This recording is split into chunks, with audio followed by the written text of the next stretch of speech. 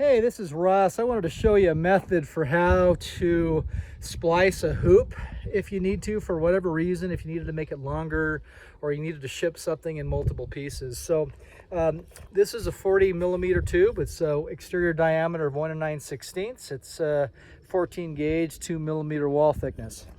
The hoops I use right now are 1 7/8 inch exterior diameter, 14 gauge, 2 millimeter wall thickness.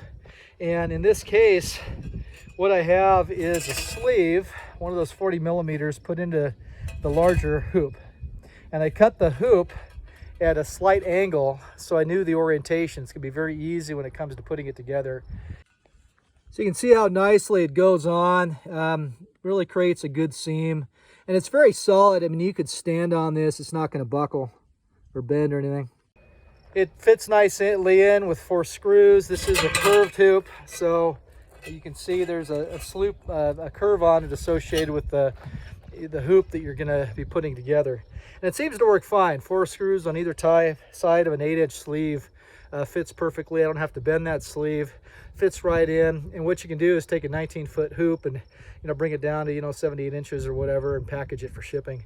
Or if you needed to extend your end walls for whatever reason, increase the raise it up so you don't have that angle going into the ground. It's more flush. This is how to do it. It works out really easy. So hey, thanks.